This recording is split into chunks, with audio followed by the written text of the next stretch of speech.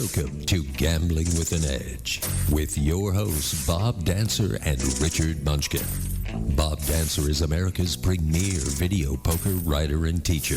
He's written 10 books, including Video Poker for the Intelligent Beginner and the best-selling $1 Million Video Poker.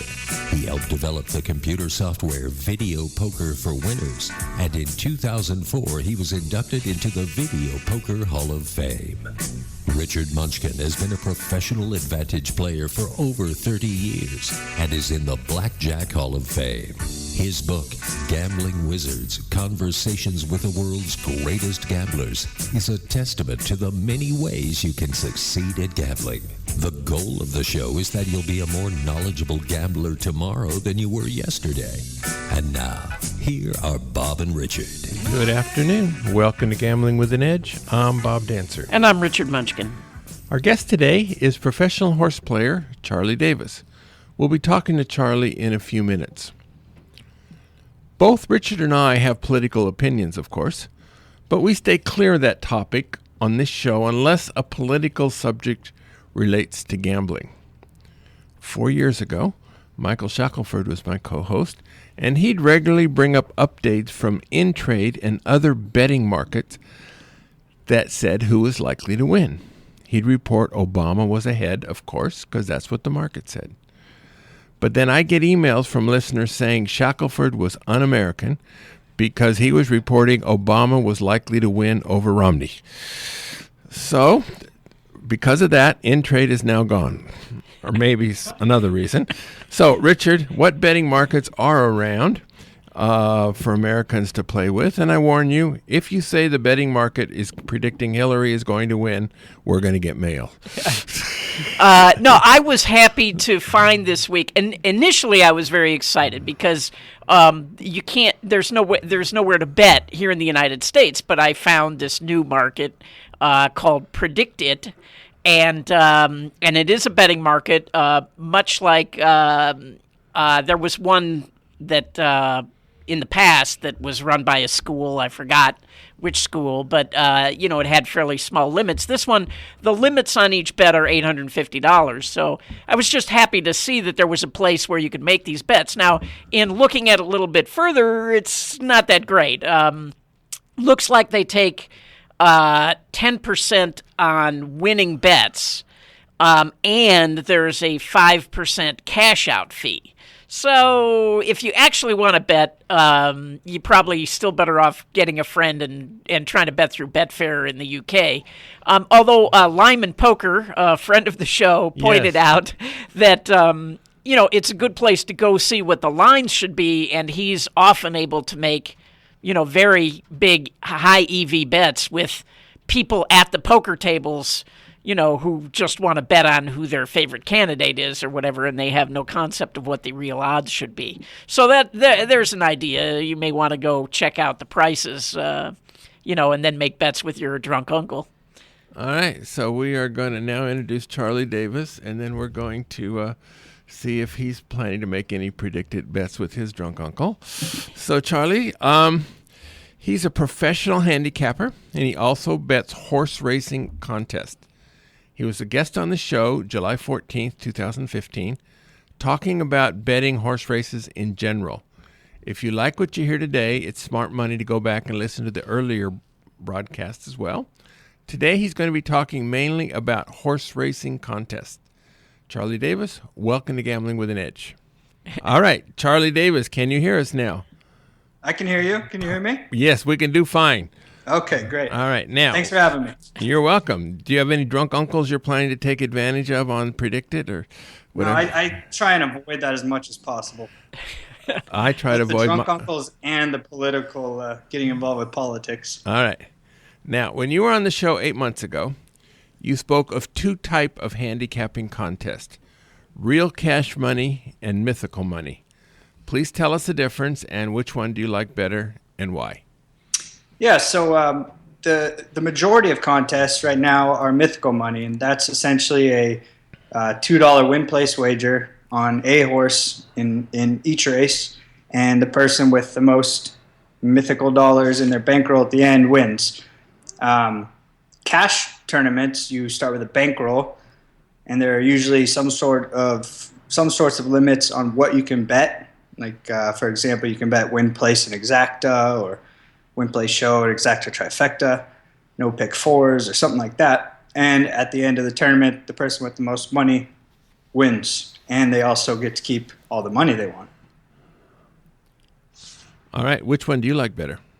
The cash. It's not even close for me, because it so much more closely parallels what I do every day, and I have I can just make so much more money that the EV is so much higher in cash tournaments.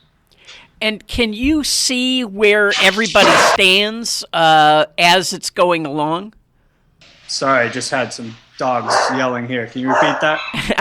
I said, can you see where everybody's bankroll stands as you go along? And are you all required to bet on the same races?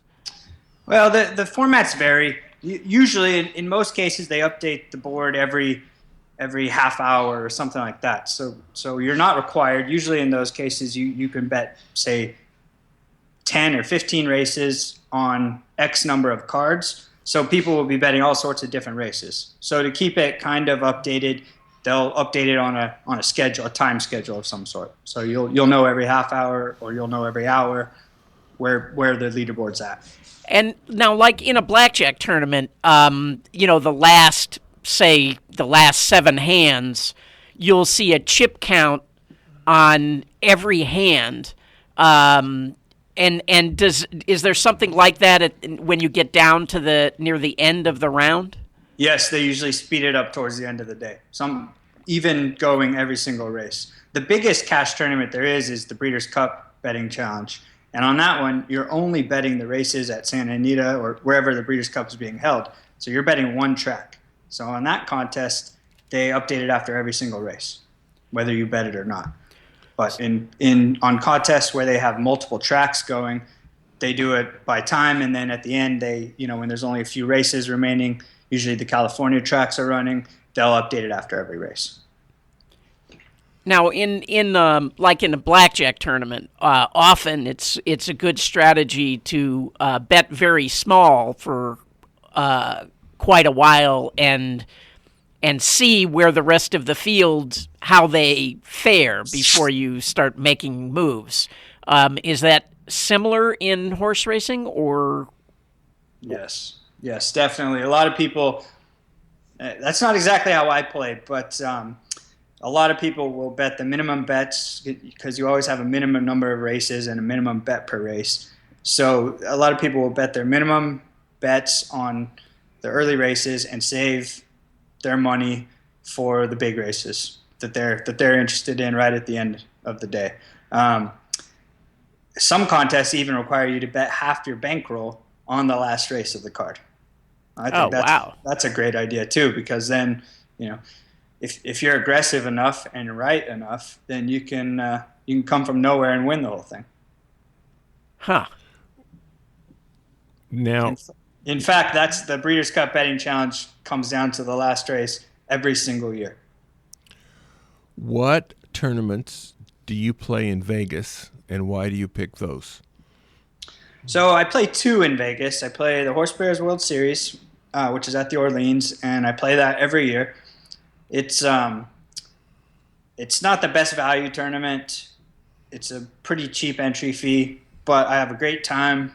There's a bunch of people there. I get to see a lot of friends, and the day money is really good. So even if you don't have a good day 1, you can make money on day 2 or day 3. And so I tend to make some money there, and I have a great time.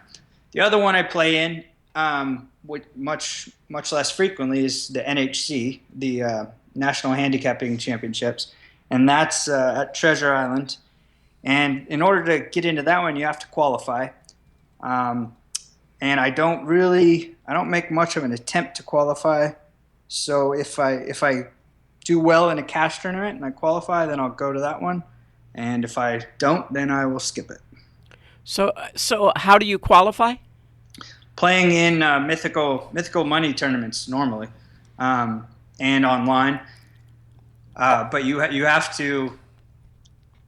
if you want to qualify online, you have to play in pretty low value tournaments that I'm not a big fan of. So the only way I'll qualify is when I go to the cash contest that I really like to play in, and they offer them as part of the top 5 get a NHC seat. Then that's how I'll qualify. That's how I qualified last year. And these cash tournaments you're playing online? No, the cash tournaments are live. They're at a racetrack or also some casinos, that kind of stuff. Oh. Are the tournaments at a racetrack different than a tournament at a casino? Yeah, I think they are.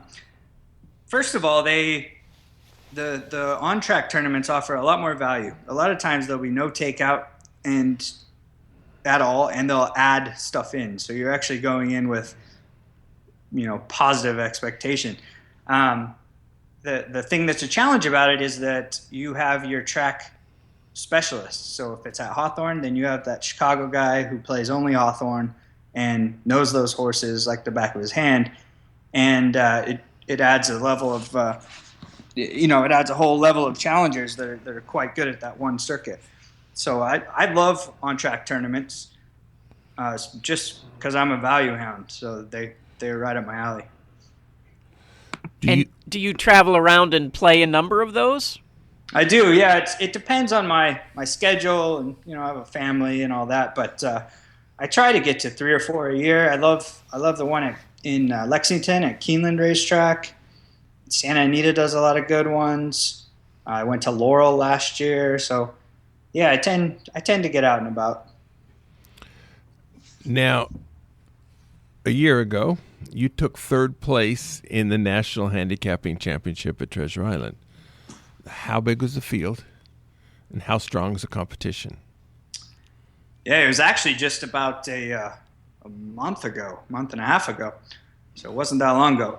There were, I think, 650, 680, something like that, people. Uh-huh. Very strong field.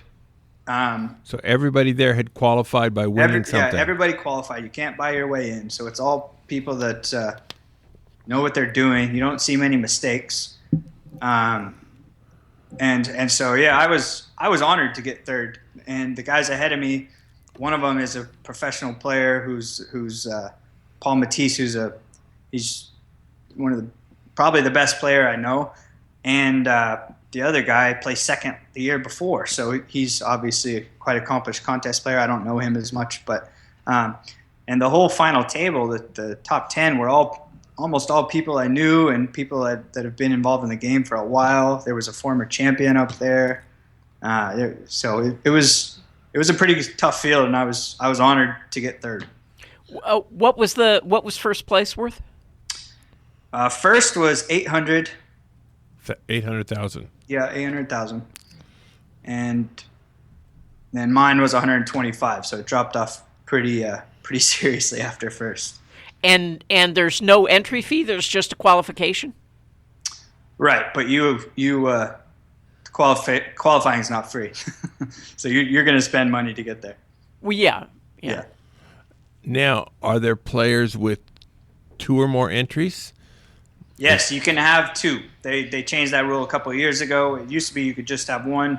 Now you can have 2, and I actually did have 2. The NHC holds 4 free contests for everybody that's a member, and I won one of those, and then I won the other one in a cash tournament. So I had 2 entries, actually. Uh-huh. So that means you got to almost like 2 bingo cards. You could make 2 sets of picks. Yeah, and it... for me, I find it helps in the big tournaments a lot in the beginning because I can, if I like 2 big prize horses, I can play 1 on each ticket. And if 1 hits, then that becomes my primary ticket. Later in the tournament, it was kind of a distraction because I had 1 ticket that was right there in the top 5 practically the whole tournament. And my other one was right on the verge of getting into the next to last cut, which you get means it's the money cut. And I just kind of ignored the one that was close to the cut line because I had to focus on my good ticket. But couldn't you just make the same picks and I could have, and they that's what wouldn't, I and did it wouldn't most be of the that time. it wouldn't be that bad. Right, but that ticket was much further behind my A ticket, so I needed to Take a swing. take some more swings on that one, and I just didn't have the mental capacity to take swings on that ticket and then play my top choices on my other ticket. It got me a little flustered.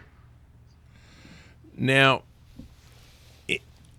in most gambling tournaments, people who use the same strategies that they would in betting in a casino, or in your case, the track, are usually dead money in the tournaments.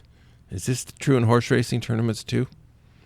Yeah, and there's a lot of frustration from people who are very solid handicappers that can even make money on an annual basis when they come over to tournaments, because in tournaments, yes, you need to be able to pick winners, but it's more important to find value and make sure that if there's a big price with value that you're playing that horse.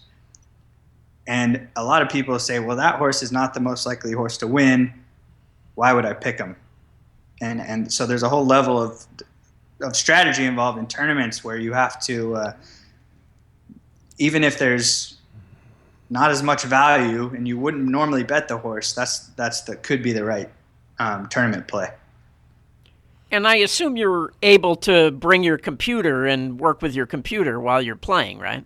Oh yeah, I couldn't do it without it. You hand me the form and I'm handicapped. Right. I need my computer. Now, what percentage of your picks in a tournament would be the same as your picks if you were at that track that day?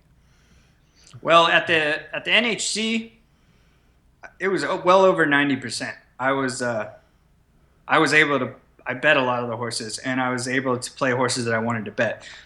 In a typical tournament, in the beginning of the card, I will be betting horses that I will be picking horses in the tournament that I'm betting. As you get down towards the end, where you have to kind of deal with the strategy, where you're at in the leaderboard, how much do you need to move up, then that's where I could deviate from horses I'm betting. Because if I need a horse who's 20-1, but I don't like any horses that are 20-1, well, then I'm going to have to pick a horse I wouldn't bet. Now, most gambling tournaments have significant end-game strategies. Now, can you give us, this has to be true in horse racing, you've alluded to as much. Can you give us some examples of how this works? Yeah. So my best example is from the NHC. So the last 7 races, I believe, it's down to 10 people. And those 10 people are the only ones that can win. And it's kind of replicating the final table in the World Series of Poker. The next to last race, I was $64 is the most you can get on any race. That's the cap. So going the into most the you next can to last, bet or the most you can win? You can win because it's a fictional tournament. So they cap it at 20-1 to win, 10-1 to place. Oh, wow. So even if you get a 50-1 shot, you're going to get $64. Okay. So knowing that, going into the next to last race, I was over $64 behind the leader. So instead of going for a long shot and trying to catch up a chunk of it, there was a favorite that I really liked in that race. So I bet that horse. He won. It was only a 3-1 shot. So I got about $11, $12. That moved me within $64 of the guy who won it and gave me a shot in the last race to pass him. It also moved me up 2 spots, which made me about $50,000 just on a 3-1 shot. So, are you limited as to how much you can bet? I mean, yeah, everybody's betting the same. It's $2 at win place. Oh, That's wow. it. Yeah. Wow, that really sucks. Yeah. That's why I like cash tournaments so much more, because going down to that last race, anybody can win. You know, somebody with $500 left could win if they play a $500 trifecta that plays a lot. You know, so the strategy is much simpler in a mythical format. Yeah. Now, in gambling tournaments, each venue has slightly different rules, And these rules change from year to year a little bit. Can you explain some of the differences in the rules that you would see, like, say, between the Orleans and Treasure Island in your two cases, or any of the two tracks you mentioned? Yeah, so one of the biggest differences is mandatory versus optional races. And every contest will have races you have to bet. Just I don't know why, but that's how it works. So at the NHC, I think there were, I think it was about half and half. There were, I think, 15 bets a day, 8 mandatory, 7 optional. So the optional means you can choose any race to bet those. The one at the Orleans is all optional. So you have 15 races a day to bet out of about 60 races total. I don't really have a preference one way or the other. I like having some optional and some mandatory, but all optional is better for me. But that's one of the biggest differences. I always read the rules because I've seen people disqualified for, making a mistake that they weren't aware of. For example, in cash tournaments, that one I mentioned at Keeneland, where you have to bet half your bankroll in the last race. There was a guy who would have won it easily a couple years ago and did end up with more money than anyone. But on the last race, he bet $200 less than half his bankroll by accident. He's betting tens of thousands of dollars here, and he missed $200 somewhere and forfeited the first place prize money in the NHC seat because of that. So wow. The rules are very important, especially if you're going to a new format. Now, on the NHC, that's a big one. You could win $800,000. How much homework are you doing before you get there, and how much do you have to do when you are there? I make a concerted effort not to vary my strategy from every day from when I go to a tournament. So I don't do much beforehand other than I'll do a little more work on track profile to see how the tracks are playing. I'll be looking at the weather earlier to make sure to know if there's a chance something will come off the turf or be canceled. But other than that, I do a little bit of work at night, and then the rest of it I do in the morning just the way I normally would. So, we have a lot of listeners that are always looking for opportunities of advantage play. How difficult do you think this is for someone to start to get interested in and to start playing? Say comparing it to if they were going to take up playing poker tournaments instead.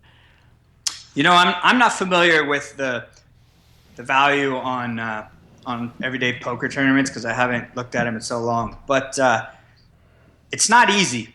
It's there are a lot of people who have been kind of turned off by some of the things going on in the pari-mutuel pools with high takeout and small fields and that kind of stuff. And so a lot of people are focusing a lot more on contests. So you have, in the beginning, it was kind of easy pickings, but now it's getting quite difficult. And that's true of horse racing in general too? I think so, yes.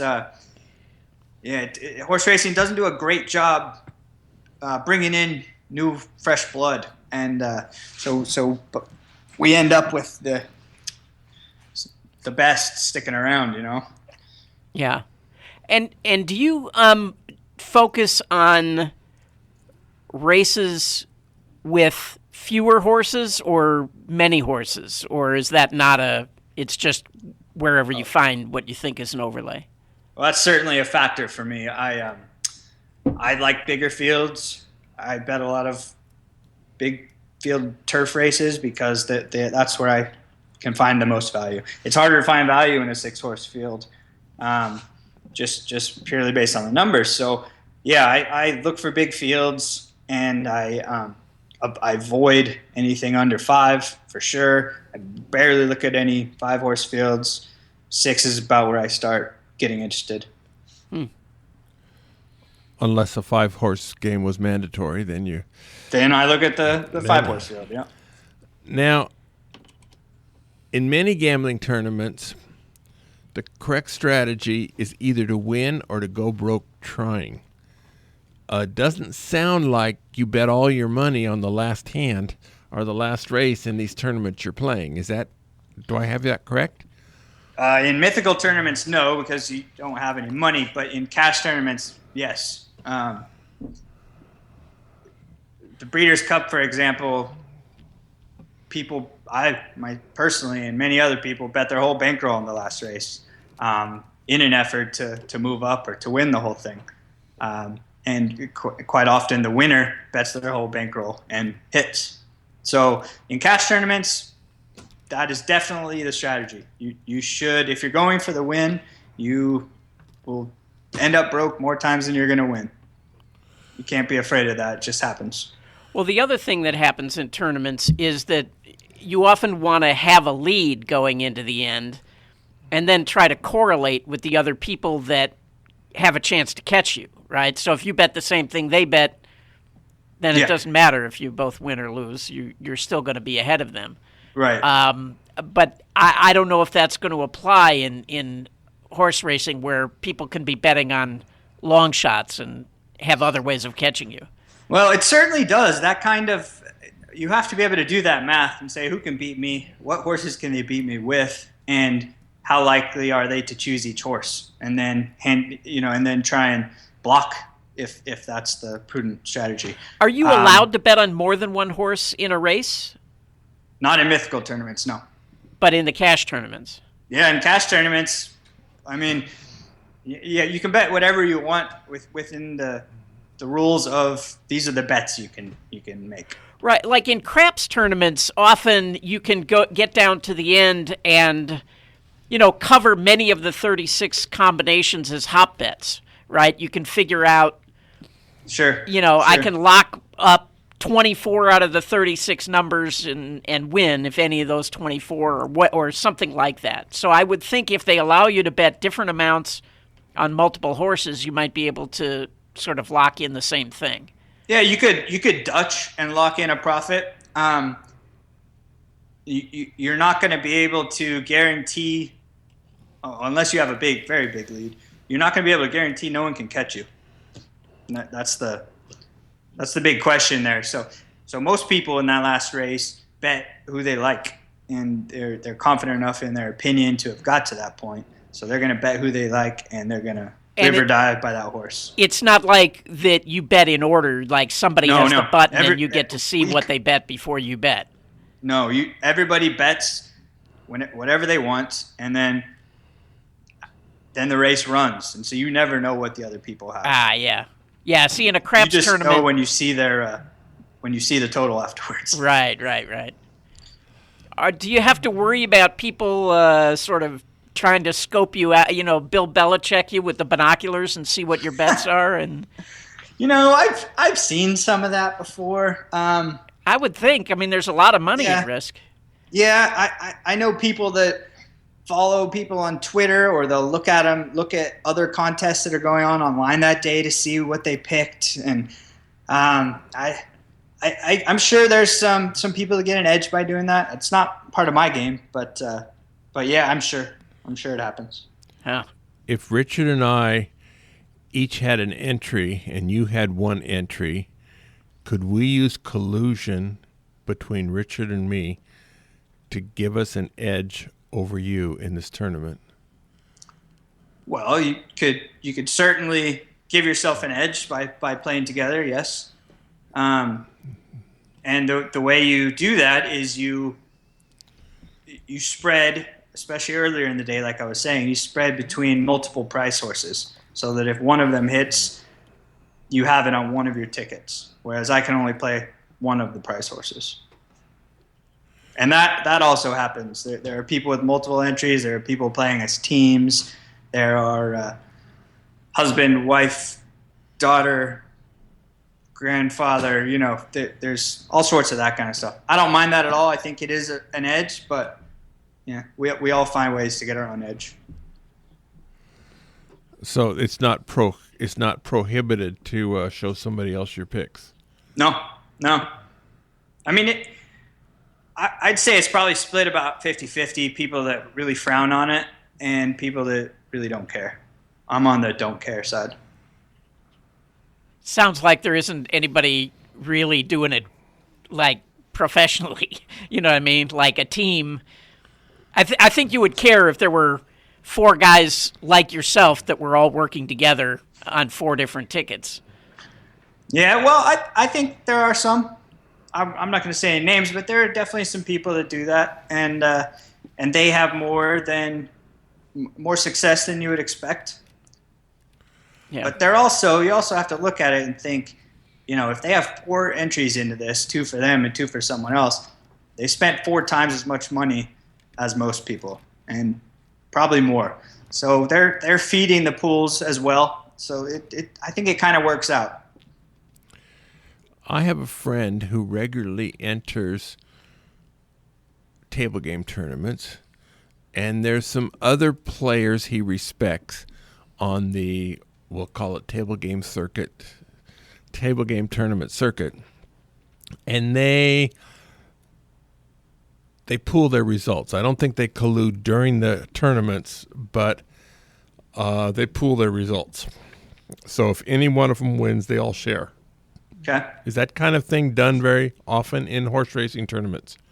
Yeah, I think it's another thing that I don't think people feel very comfortable talking about, but there are all sorts of fractional deals. People that say, give me 25% of your ticket, I'll take 25% of yours, or people that buy part of someone's ticket and buy a percentage. So that happens all the time.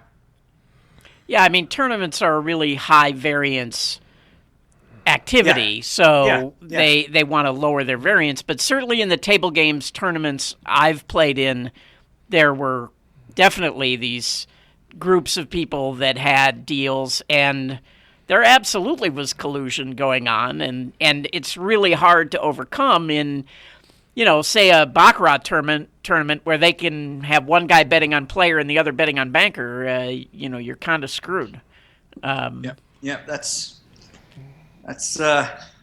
tough. Horse racing's a little different in that you can cover more possibilities, like I was saying with the long shots, but it's not like. And it helps that they can't see what your bets are. Right, so, right. Yeah. You can't ship them your money. Like I can't say, well, here's my bankroll to add to yours. You can't do that kind of thing. So, yeah, I think it's a little cleaner in horse racing than in some of the other competitions.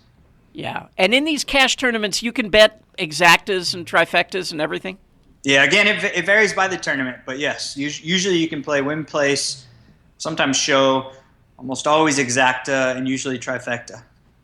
Huh. Now, you mentioned earlier online tournaments. Are there online tournaments that American players can legally and easily enter? Yeah, and about a year ago, it was a lot easier. But then contests started taking off, and then a lot of the state jurisdictions started banning contest sites. So it's legal federally.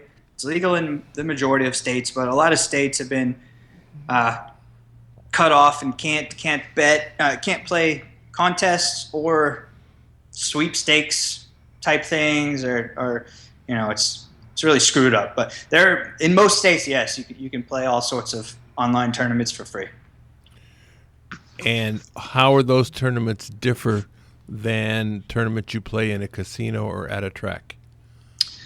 Well, they're almost all mandatory because the technology is much cleaner to do. Here's your 12 races in the contest. Everybody pick your horses. Though there's one site that has done optional tournaments, which is pretty cool. Other than that, it's the same people. It's the same, probably less takeout than most contests, and it's the same scoring. It's pretty much the same. I just have a question. What is PWG? Do you have any idea what that? We just got a tweet in from Dink. He says, "Good man, smart, interesting friend, likes PWG." Oh, that's oh God, what's it called? Professional Wrestling Gorillas, I think it is. So Dink took me to a pro wrestling show in some some shady looking spot in California, and it was a blast. I had an absolute blast.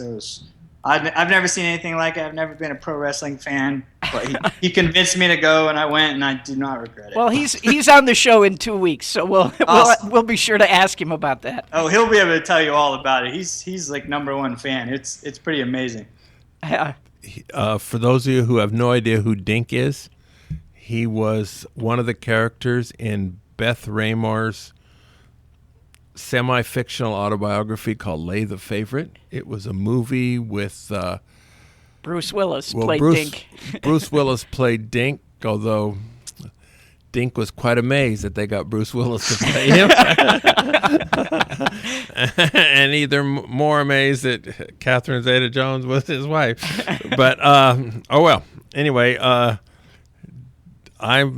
Dink sounds like a colorful guy. I'm looking forward to that. He is. You'll have a blast. We've had several shows on daily fantasy sports. Is horse racing at all ever one of the daily fantasy sports, and how does that work? You know, a lot of horse racing sites have tried to duplicate fantasy, but I haven't seen fantasy sites bringing horse racing in. So, you know, I don't think.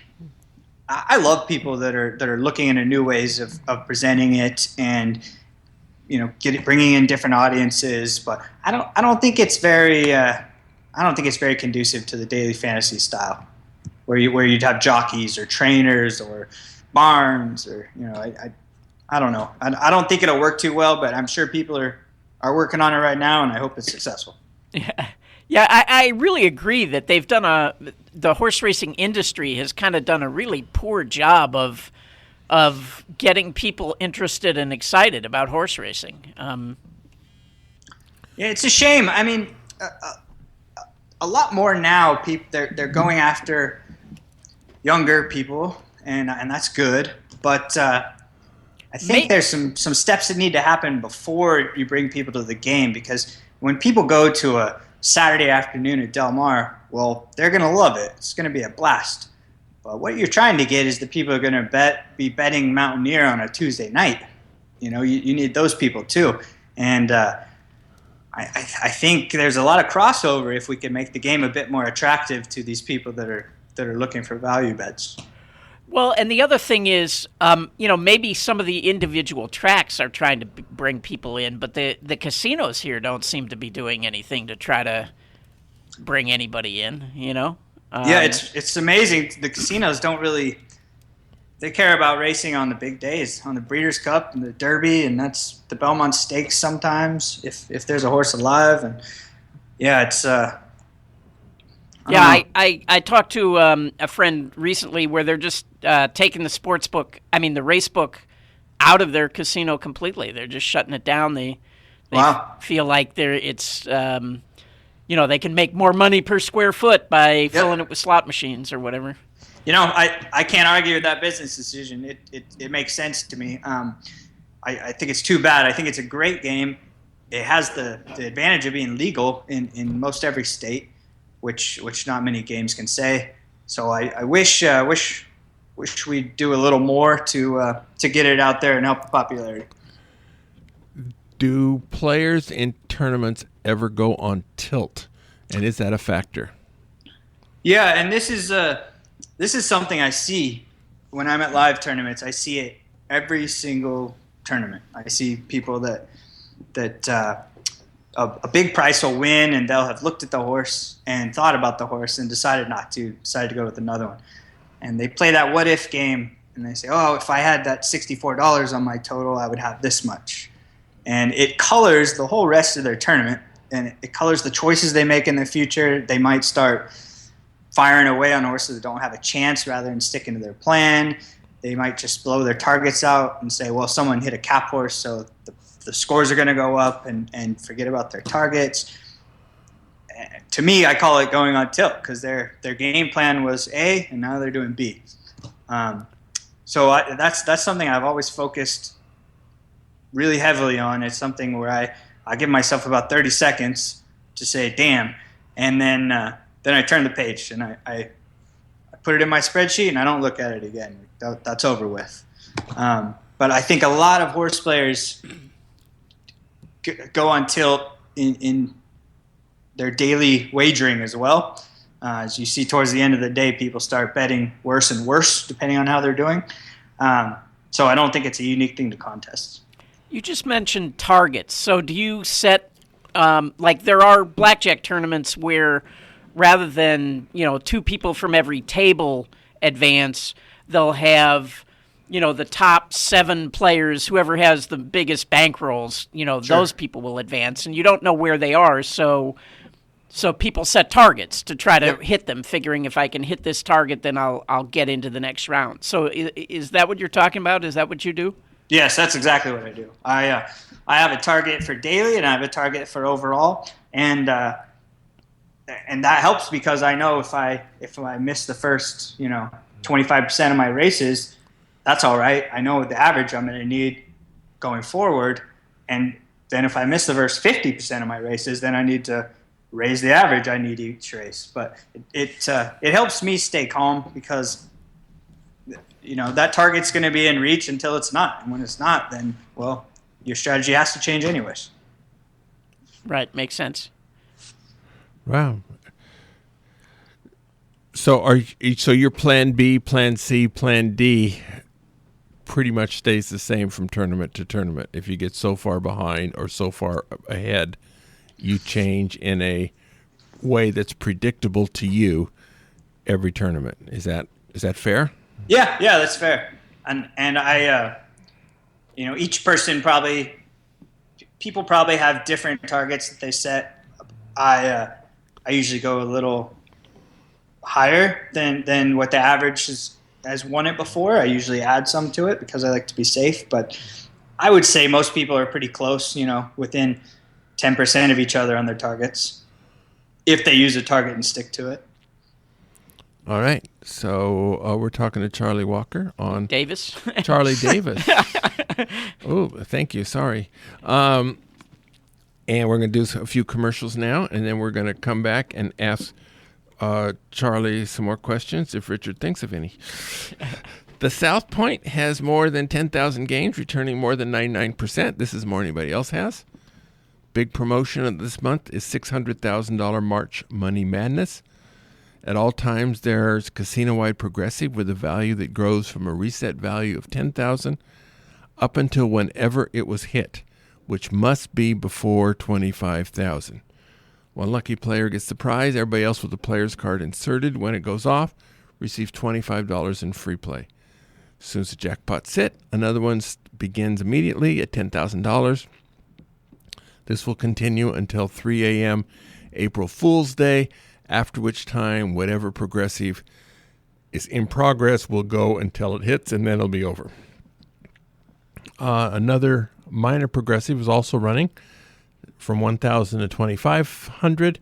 This goes off 3 times a day on average.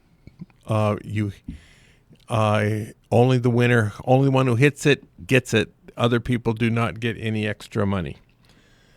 Double points this Thursday, St. Patrick's Day, 24/7, all machines, all video poker machines, slot machines get more, no limits. Free video poker class this week. If you're listening live, it means tomorrow. It's NSU Deuces Wild. This is a 99.73 game that's positive 24/7 at the South Point because they have a .30 slot club. And they also have mailers and promotions and double points this week. So much the better. It's a game with a nice combination of being easy to learn and relatively high paying. Plus, there are many players, including me, who believe the Deuces Wild games are simply more fun to play than most other video poker games.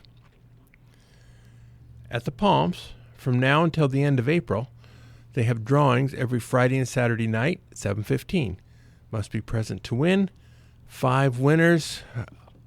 Top prize $2,500. Total prize $5,000. All 5 of those winners get a chance to win $1 million in the $1 million match game. PFP, play for prizes. Until this Friday, March 18th, you earn Albertsons gift cards. The next 2 weeks, it's redeemed for cash. The rate is 0.2% up to $190 per day, Monday through Friday. You keep your points. There are 2 multiplier Wednesdays in March, 16th tomorrow, so that means starting at midnight tonight, and the 30th. Video poker players receive a minimum and maximum of 2x and a maximum bonus of 40,000 points.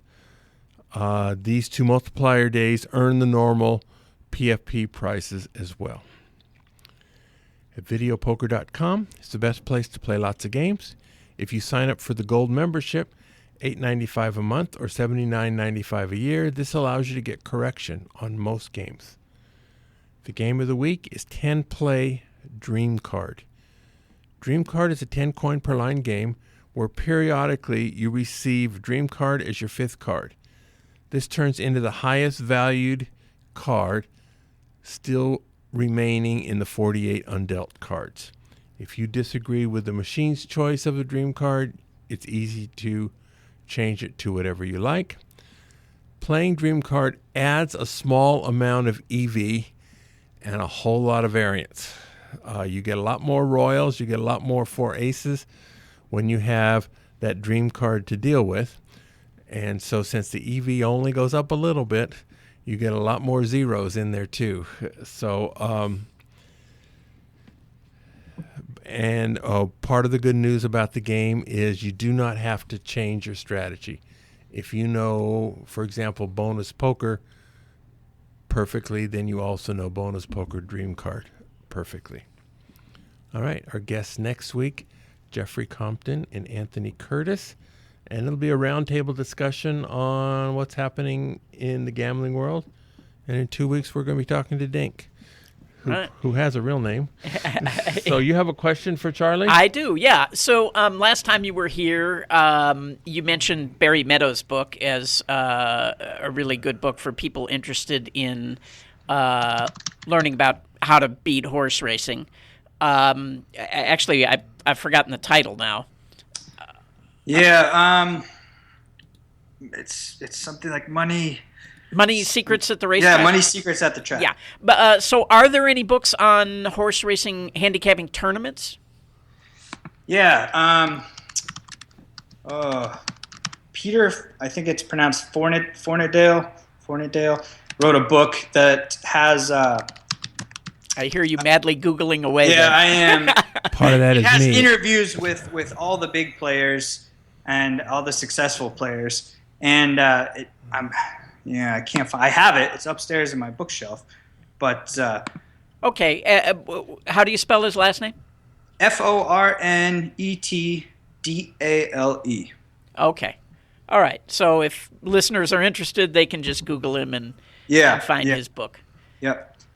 All right. It's got contest in the title, so it's really a good book. It's got a lot of interviews, and the players go into their strategies, their successes and failures, preparation, and it's all people that have won money on the circuit. So it's a good book. That's really the only one I know for contest players.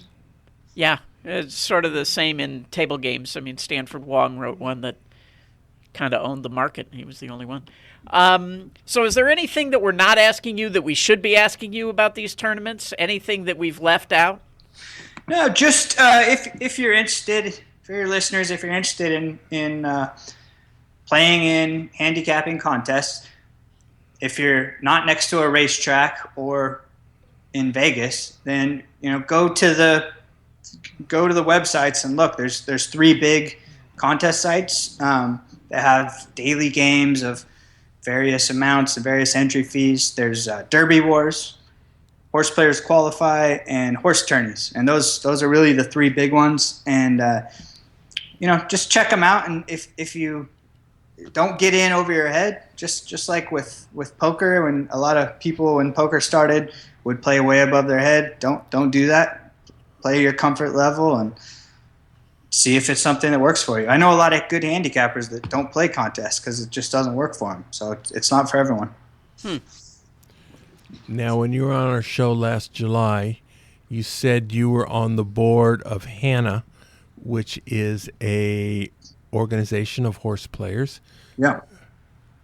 No. We're actually just getting ready in less than a month to come out with our updated 2016 track ratings, and that's kind of what we're known for. Every year we put out a sheet that shows the takeout on each bet for each track, their average pool sizes in the straight bets and the exotic bets, how to contact them, all that kind of stuff, so that the player can be educated where they're putting their money and know if they're, instead of thinking, well, this pays light, they'll know, hey, that's a 25% takeout. I should probably find one at 10 or 15. And where do you put this out? It's on horseplayersassociation.org, or just Google HANA takeout ratings. That's what we're known for. So, and it'll come out in our April edition of our newsletter. And this is free for anybody who wants, or is there a subscription? No, it's free. It's just it's free. You don't even have to log in or anything. We just wanted everybody to know, and we especially wanted the industry to know what the takeout rates were and where the value was, and you can see why the handle goes to certain tracks.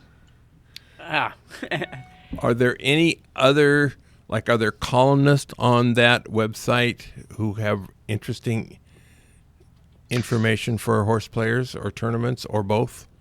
Yeah, there's one of my fellow board members is named Dean Towers, and he goes by Pull the Pocket on the internet, and he has a fantastic blog that deals with all sorts of horse racing issues, as well as he's a guy who bets on politics and sports, and so he has some pretty interesting takes, and I'd recommend people check that one out.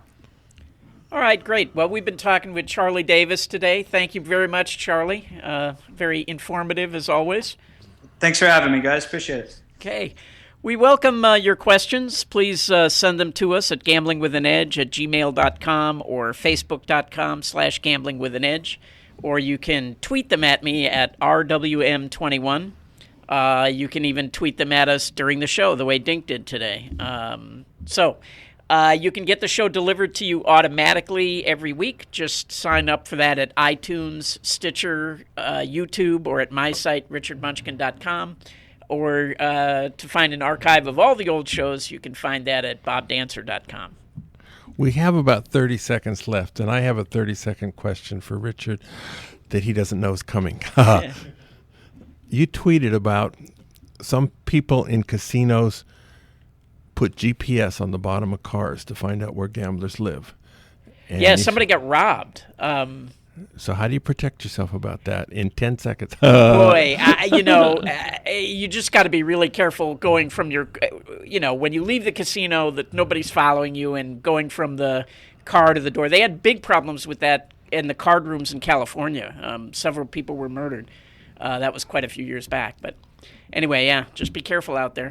All right. Thank you, Richard. Thank you, Charlie. Go out and hit lots of royal flushes, everybody. Good day.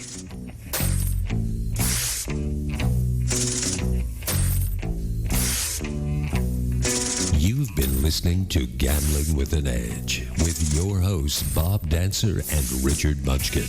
Subscribe to the show in iTunes, and episodes will be delivered to you automatically every week. Archived versions of past shows may be found at bobdancer.com and richardmunchkin.com. We welcome emails at gamblingwithanedge@gmail.com. Bob Dancer and Richard Munchkin are both available on Facebook and welcome your questions. The sponsors for the show are the South Point Hotel, Casino and Spa, the M Resort, the Palms Casino Resort, and the website videopoker.com. Join us again next week for another Gambling with an Edge.